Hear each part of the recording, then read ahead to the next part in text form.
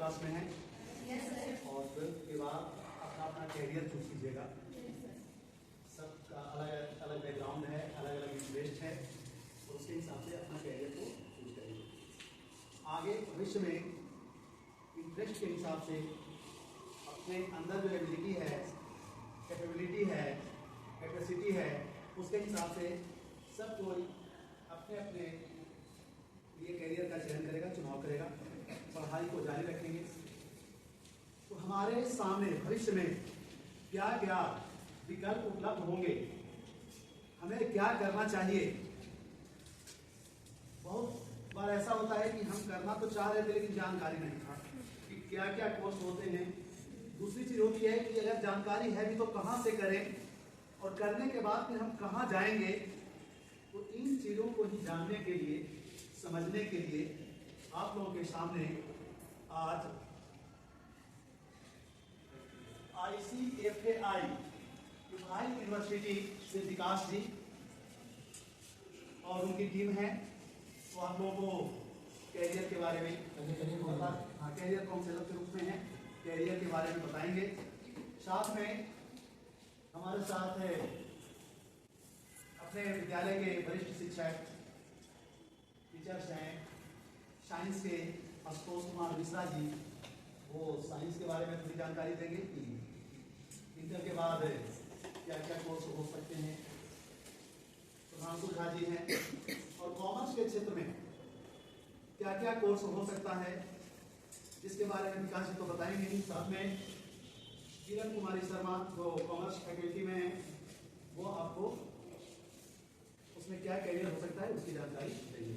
साथ ही साथ जो आर्ट्स बैकग्राउंड के बच्चे हैं उनके लिए भी अब बहुत सारी अपॉर्चुनिटी है, उसके बारे में भी आपको आज की सेशन में बहुत सारी जानकारी दी जाएगी। थैंक यू, धन्यवाद। तो मुझे प्राउड फील हुआ आपके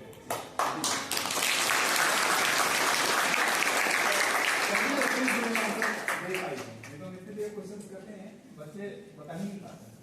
और अच्छे स्कूल से बच्चे सीबीएसई स्कूल की बात कर रहा हूँ मैं, ठीक है।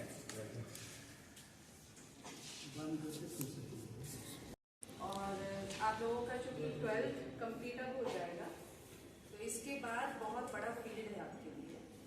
सबको मालूम है कि ये जो टाइम चल रहा है ये स्पेशलाइजेशन का जमाना है। कोई अब कॉमन प्लेन कोर्स से हट करके ही हम लोगों को कुछ करना है, तब जा करके हम लोग, मतलब एक वर्ड आज के डेट पे आता है, द फिटेस्ट सर्वाइव। जो सबसे फिट होगा वो हर जगह सर्वाइव करेगा। यानी आपको अपने आप को उस तरीके से तैयार करना है। हम सबके लिए ये बात बोल रहे हैं कि आप उस स्टेज में जा करके कहीं ना कहीं कुछ अपनी जगह को प्राप्त कर लें। कॉमर्स बैकग्राउंड के बारे में, जैसे कि कॉमर्स में हम बताते भी हैं बच्चों को कि commerce is a fully the science of business. Business के बारे में ही इसमें हम लोग डेप्थ में पढ़ते हैं। तो इसमें बेसिकली मैंने भी चाहा कि 3 फील्ड होता है, CA, CS and ICWAI। CA का मतलब होता है chartered accountant, ICWAI Indian cost and works accountant of India, and CS company secretary. तो मेरा भी सपना था लेकिन किसी वजह से मैं नहीं कर पाई, वो अलग चीज है। बट आप लोगों के लिए जरूरी है ये चीज जानना कि आप 12th के बाद चाहे तो चार्टर्ड अकाउंटेंट के कोर्स में जा सकते हैं, क्योंकि आपकी पढ़ाई अभी इसका सिलेबस इतना अच्छा हो गया है, पहले से काफ़ी चेंज हुआ है। इसमें बताते भी हैं क्लास में कि बहुत कुछ आप लोग 12th में इस लेवल के पढ़ते हैं कि जो ग्रेजुएशन में आपको काम आता है। ICWAI के थ्रू अगर आप करते हैं तो कॉस्ट एंड वर्क्स अकाउंटेंट, जो अभी विकास सर ने कहा कि कोई एक प्रोडक्ट बनता है और वो मार्केट तक पहुंचता है, तो उसके मार्केट तक पहुंचने में उसका एक वैल्यू ऐड हो जाता है ना, प्लस टैक्स भी होता है। तो हम लोग उसका वैल्यू भी पे करते हैं, टैक्स भी पे करते हैं। टैक्स पे करने के लिए हम लोग टैक्स अथॉरिटी डिपार्टमेंट को लेते हैं, तो SSC का भी रास्ता हमारे पास खुलता है। CS कंपनी सेक्रेटरीट, जो कंपनी सेक्रेटरीट होता है वो फुल्ली लॉ पे डिपेंड करता है। खासकर लड़कियां कंपनी सेक्रेटरीट में ज़्यादा जाती हैं, उसमें पढ़ाई थोड़ा ज़्यादा करना पड़ता है और जिसका रटने का कैपेसिटी ज़्यादा होता है वो उसको लेता है। तो ये 3 फील्ड मेन है। उसको छोड़कर अगर थोड़ा मिनरल ब्रांचेस में जाते हैं तो अभी BBA बताया गया, बैचलर ऑफ बिजनेस एडमिनिस्ट्रेटर, जिसमें आप फुल्ली जो अभी हम लोग पढ़ रहे हैं ना 11th-12th में, वो सारा कुछ होता है। आप चाहे तो उस बच्चे को ट्यूशन दे सकते हैं। उसके बाद MBA होता है। जब आप चाहे तो एक MBA को भी आप अभी ट्यूशन दे सकते हैं। जो एक MBA को नहीं आएगा वो अभी आपको आ जाएगा। इतना मैंने आपको बता रखा है। तो ये कुछ ऐसे फील्ड हैं। बैंकिंग सेक्टर है, वो सबको पता है कि जो कॉमर्स दिया वो बैंकिंग सेक्टर में जाएगा, इंश्योरेंस लाइन में जा सकता है, और बाकी उसका एक्सप्लेनेशन मैं और बाद में कर दूंगी। लेकिन ये कुछ मेन फील्ड है। बैंकिंग सेक्टर है, CA है, CS है, ICWAI है, जिसमें आप जा सकते हैं।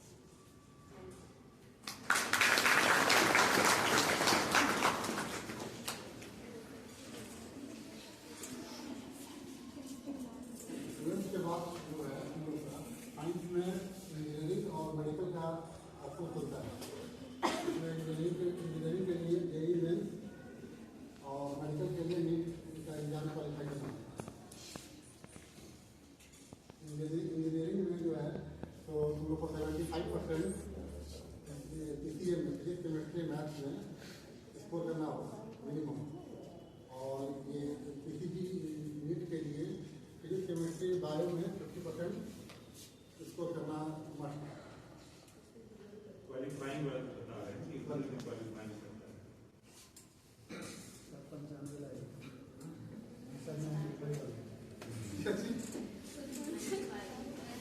मिनिमम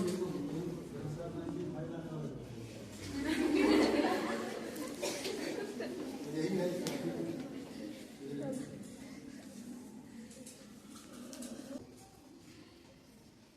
आर्ट साइंस कॉमर्स तीनों ये जो 12th कर रहे हैं तो लगभग बहुत सारी जानकारी दी गई है। ये जो आर्ट्स पढ़ रहे हैं उनके लिए ऐसे हम मान लेते हैं कि कैरियर बहुत सीमित है, लिमिटेड है, लेकिन लिमिटेड नहीं है। ये आर्ट्स से ही इकोनॉमी कला, इसी से तो कॉमर्स और साइंस सब निकल रहा है, कला से भी तो सब यहीं से निकल रहा है।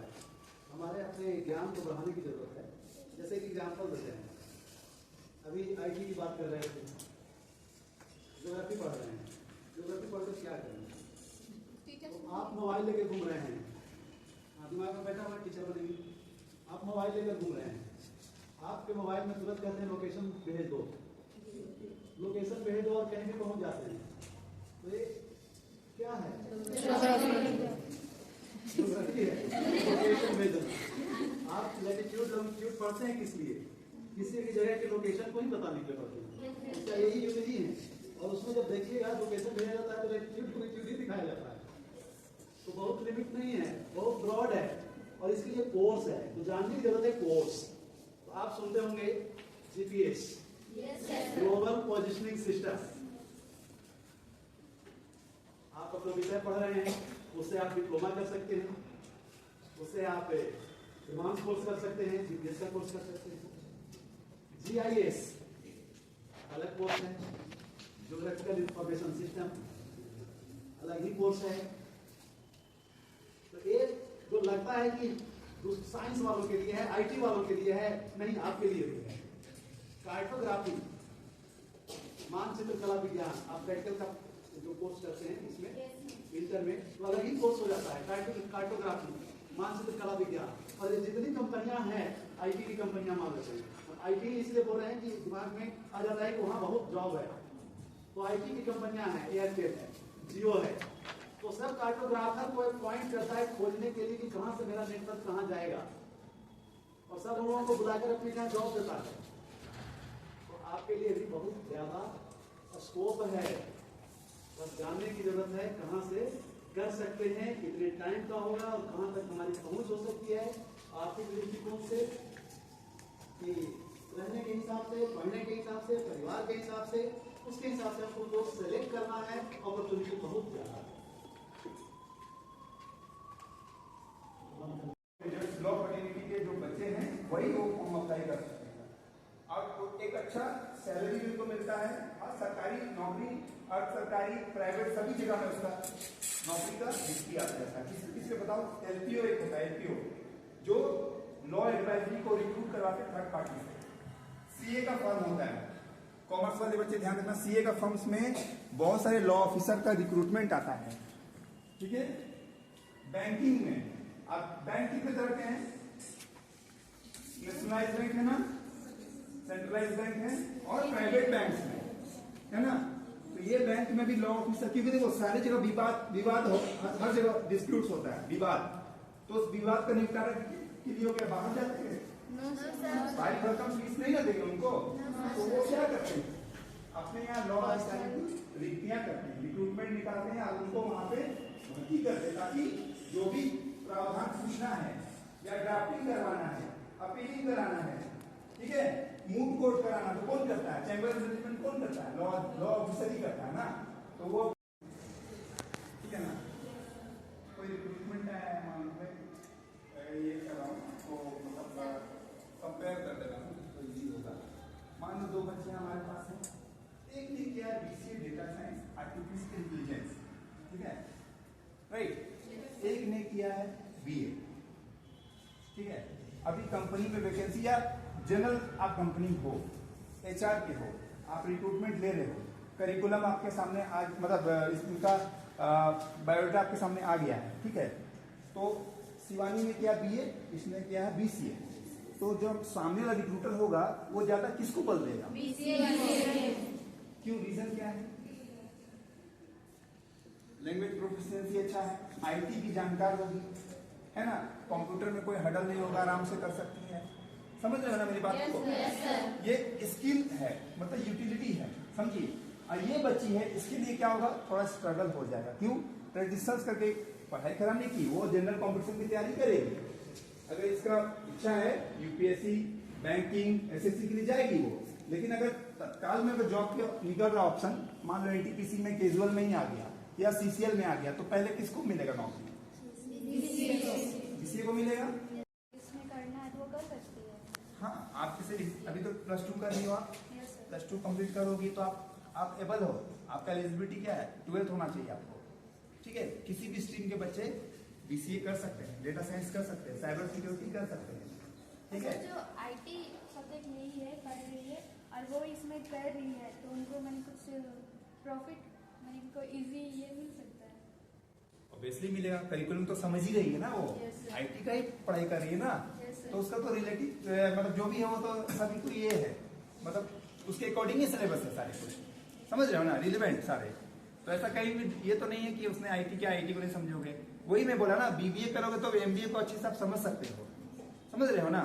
अभी देखो आ गया सप्लाई चेन मैनेजमेंट, बहुत सारे बच्चे लोग पढ़े, ठीक है, डेटा विजुअलाइजेशन आ गया है, ब्लॉकचेन टेक्नोलॉजी आ गया है, ये सब क्या है, आप प्रोडक्ट को देखते हो बहुत इजी तरीके से टीवी पे, अभी आपको वो शॉप में, हाइपर मार्ट में, है ना, या किसी डिपार्टमेंटल स्टोर में भी जाना है ना इजी तरीके से, तो उसको आने के क्या क्या रिसोर्स लगे पता है आपको, प्रोडक्ट बन के चला फैक्ट्री से, है ना, अलग अलग स्टेप्स में आता है, फिर वो दुकान शॉप तक आता है, सप्लाई चेन मैनेजमेंट का काम, उसमें बहुत सारा ऑप्शन है जॉब का। आप देखोगे बीबीए सप्लाई चेन मैनेजमेंट पढ़ाई होती है ना, ब्लॉकचेन टेक्नोलॉजी की पढ़ाई होती है, ये सब पढ़ाई क्यों एडवांस आने लगा है, ताकि बच्चे जो जिनको रिक्वायर्ड है कंपनी को, वो बच्चे हमारे यहाँ हैं। ऐसा नहीं कि जनरल बच्चे से 2 बच्चियों को मैं बुलाया था, तो 2 बच्चियों से मैं बताया ना कि ये बीए कर रही है, बीसीए कर रही है, तो कंपनी की आवश्यकता को देखते हुए कंपनी रिक्रूट करती है, वो उसके लिए एसेट साबित हो, ऐसा नहीं कि ले लिए हैं तो अरे हमने गलत चुनाव किया है जिसके कारण कंपनी को लॉस हो रहा है ना, हम ही उनको लगता है देंगे आप, अच्छा लगा ना। आप देखो 12th का रिजल्ट आएगा तो आप सोचोगे ना, थोड़ा सा तो थिंक करोगे, नहीं विकास सर आए थे, विकास सर ने कुछ बताया था हमें, है ना, बताया था, तो अभी हमारा नंबर रहेगा, देखो हम पूरे झारखंड से बच्चे हमें कॉल करते हैं, गुमला से, साहिबगंज से, गोड्डा से, देवघर से। हमारे भारत में सबसे सर्वोच्च व्यवस्था क्या है, सबसे मतलब टॉप लेवल में क्या चीज रखा गया है, हमारे भारत में सबसे टॉप लेवल में कौन सी व्यवस्था आती है, कौन सा मैनेजमेंट आता है, टेक्नोलॉजी है, अलग बात है। सबसे सुप्रीम क्या है हमारे इंडिया में, जिसको हम सभी को मानते हैं, उसके अंतर्गत हमारा अधिकार है लॉ। लॉ। किसने बोला? क्या नाम है बच्चे आपका? उस्मा खाना। बहुत अच्छा, एक्सीलेंट बताया आपने। विधि मतलब लॉ, विधि का शासन। बहुत अच्छा, गुड। एक ही बच्ची हमको अभी तक स्कूल में, इतने सारे स्कूल्स में गया हूं मैं, उर्सलाइन में भी गया, संतना में, किसी ने नहीं बता पाया, लेकिन किसने बताया तो मुझे अच्छा लगा, मतलब उसे पता है। एक चीज बताओ, लॉ के अंतर्गत सब आते हैं, चाहे वो प्रेसिडेंट ऑफ इंडिया हो, भारत के राष्ट्रपति हो, या भारत के प्रधानमंत्री हो, यहाँ के सीएम भी हो, कोई भी। एक चीज आप देखते होंगे, कोई भी पॉलिटिशियन हल्का सा भी गलती, कोई भी गलती करता है तो उसको क्या कारावास होता है? होता है। आप पेपर पढ़ते होंगे तो देखते होंगे कि लालू यादव जी को कारावास हो गया, ठीक है, क्यों हुआ? सारा क्यों हो?